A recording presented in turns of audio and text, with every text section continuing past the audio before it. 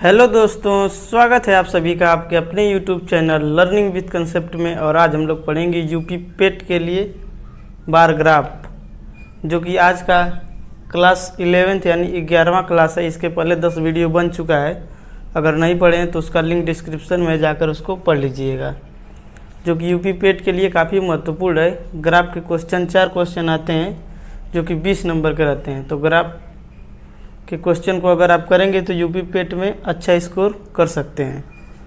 तो आइए देखते हैं कि ग्राफ के क्वेश्चन किस प्रकार से दिए जाते हैं और उसको कैसे हल किया जाता है।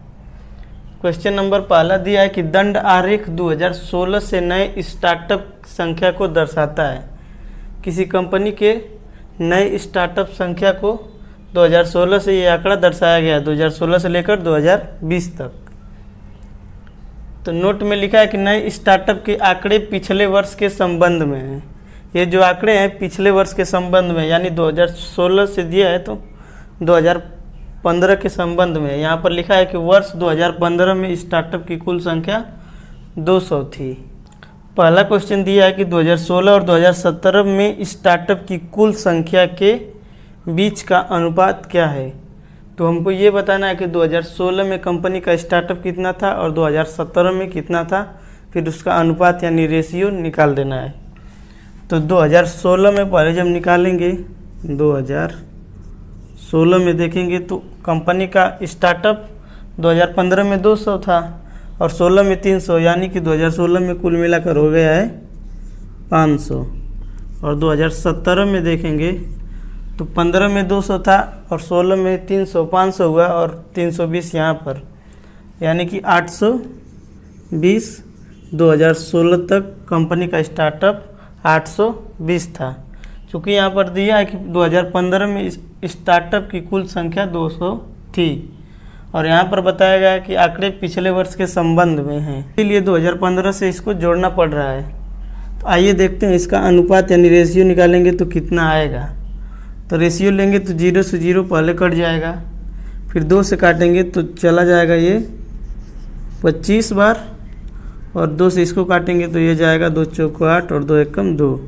इसके बाद ये नहीं कटेगा, तो हमारा आ गया कि 2016 और 2017, यहाँ पर 17 रहेगा। 2016 और 2017 का रेशियो जो आया है, अनुपात जो आया है 25:41 है, जो कि हो जाएगा option number C right answer. तो क्वेश्चन को नोट कर लीजिए और अगला क्वेश्चन देखते हैं क्या दिया है। क्वेश्चन नंबर 2 में दे रहा है कि 2019 में स्टार्टअप की कुल संख्या ज्ञात कीजिए। तो इसमें बताना है 2019 तक कंपनी का कितना स्टार्टअप हो चुका है। तो 2019 तक बताना है। तो 2015 में था 200 और 2016 में है 300 और 17 में है 320 और 18 में है 200 और 19 तक बताना है। तो 19 में है 420। यहाँ तक हमको बताना है, तो सबको ऐड कर लेंगे तो 2019 तक का स्टार्टअप पता चल जाएगा। कंपनी का टोटल स्टार्टअप 2019 तक कितना था, सबको ऐड कर लेंगे तो यहाँ पर आ जाएगा 0 और 2 और 2 4, फिर इसको जोड़ेंगे तो 4 2 6 और 6 3 9 3 12 और 2 14। तो 2019 तक कंपनी का स्टार्टअप 1440 है, जो कि हो जाएगा option number B right answer. तो क्वेश्चन को नोट कर लीजिए और अगला क्वेश्चन देखिए, क्वेश्चन नंबर 3। अगला क्वेश्चन दे रहा है क्वेश्चन नंबर 3, वर्ष 2016 से वर्ष 2018 तक 2017 में कितने प्रतिशत नए स्टार्टअप खोले गए। तो ये बताना है कि 2016 से 2018 तक जितने स्टार्टअप खोले गए हैं उसकी तुलना में 2017 में कितने स्टार्टअप खोले गए। तो 2016 से 2018 डायरेक्ट यहाँ दे दिया है 16 से 18, तो हमको 15 से लेने की ज़रूरत नहीं है। तो 16 से 18 तक देखेंगे तो 16 में है 300 और 17 में है 320, हो जाएगा 620 और यहाँ पर 18 में 200, तो हो जाएगा 820।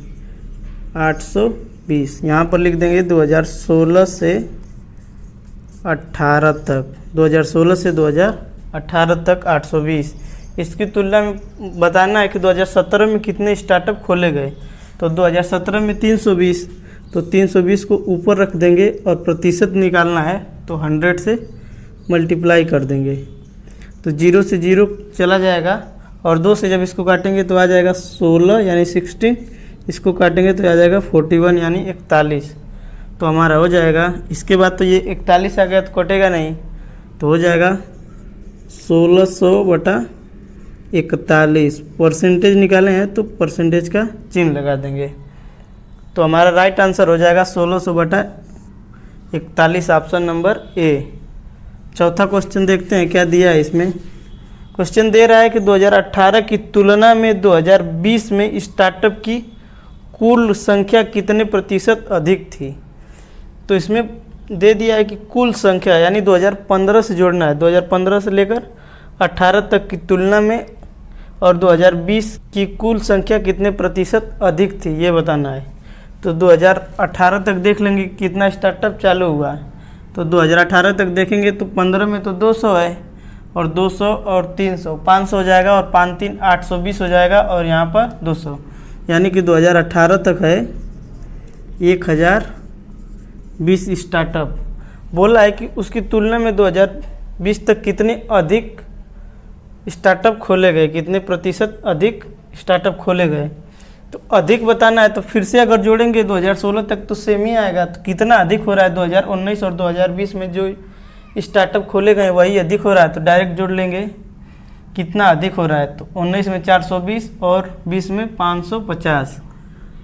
तो हमारा अधिक जो आएगा 420 और 550 जोड़ेंगे तो 0 5 2 7 और 5 4 9, यानी कि 970 स्टार्टअप अधिक खोले गए। इसी को बताना है कितने परसेंटेज होगा। तो परसेंटेज के लिए 100 से मल्टीप्लाई कर देंगे, तो 0 से ये 0 चला जाएगा, और 2 से इसको काटेंगे तो 2 5 10 और 2 1 कम 2 हो जाएगा, और 2 से इसको काटेंगे तो 2 4 8 और 2 8 16 और 2 5 10, यानी आ जाएगा 485। यहाँ से 1 0 आ जाएगा, तो हो जाएगा 4850/51। 51 तो कटेगा नहीं किसी से, तो यहाँ से डायरेक्ट इसी को परसेंटेज में लिख देंगे कि 4850/51%। तो हमारा हो जाएगा right answer option number C. तो क्वेश्चन को नोट कर लीजिए और अगला क्वेश्चन देखते हैं। अगला क्वेश्चन दिया है क्वेश्चन नंबर 5, दे रहा है एक साथ 2016 और 2017 में नए स्टार्टअप की संख्या।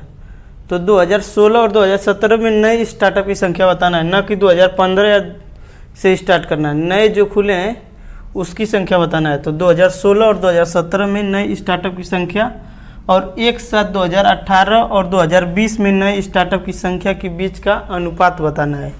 तो पहले 2016 और 2017 दिया है तो इसको पहले लिख लेंगे, उसके बाद इसका अनुपात बताना है 2018 और 2020 से। 2018 प्लस 2020 के नए स्टार्टअप से। तो 2016 और 2017 में तो 300 और 320 यानी 620 आ रहा है। इसका अनुपात रेशियो निकालना है 2018 और 2020 से। 2018 में 200 है और 2020 में 550 है, तो हो जाएगा 750। इसका अनुपात बताना है, तो 0 से 0 कैंसिल आउट हो जाएगा। तो 62 और 75 ये किसी संख्या से कटेगा नहीं दोनों, तो डायरेक्ट हमारा हो जाएगा 62:75 राइट आंसर। तो हमारा हो जाएगा 62:75। और पहले ऑप्शन में दिया है कि 75:62, यानी अगर इसको पहले लिख देंगे इसको बाद में लिखेंगे तो अनुपात चेंज हो जाएगा। तो रेशियो में क्या किया जाता है कि जो पहले दिया जाता है उसको पहले लिखा जाता है। तो क्वेश्चन को नोट कर लीजिए और अगला क्वेश्चन देखिए, क्वेश्चन नंबर 2। दूसरा क्वेश्चन आप लोगों के सामने दिया है, दी गई तालिका का ध्यानपूर्वक अध्ययन कीजिए और उसके आधार पर प्रश्नों के उत्तर दीजिए। दे रहा है कि 4 छात्रों द्वारा 3 विषयों में प्राप्त अंक दर्शाया गया है। तो इस ग्राफ में इस तालिका में 4 छात्र हैं, सुमित, लक्ष्मी, लखन और कृष्णा। 4 छात्र हैं, उनके द्वारा 3 विषय में प्राप्त अंक को दर्शाया गया है कि भौतिक विज्ञान में कितना कितना अंक पाए हैं, रसायन विज्ञान में और गणित में कितना कितना अंक पाए हैं। तो इसी के आधार पर प्रश्नों का उत्तर देना है। तो आइए देखते हैं पहला क्वेश्चन क्या दिया है। क्वेश्चन दे रहा है कि सभी विषयों में लखन द्वारा प्राप्त औसत अंक क्या है। तो पूछ रहा है कि लखन जो 3 नंबर पे है वो सभी विषय में जितना अंक पाया है उसका औसत यानी एवरेज क्या है। तो 3 विषयों का है तो तीनों विषयों के नंबर को ऐड करके और 3 से जब भाग लगा देंगे तो उसका एवरेज आ जाएगा। तो एवरेज निकालना है लखन का, तो लखन का एवरेज जब निकालेंगे तो 3 विषय का है तो 3 विषय जोड़ लेंगे 75, 90 और 60 जोड़ लेंगे तो आ जाएगा यहाँ से 5 और 9 6 15 और 15 और 7 22, यानी कि आ जाएगा लखन 3 विषय में 225 नंबर पाया है।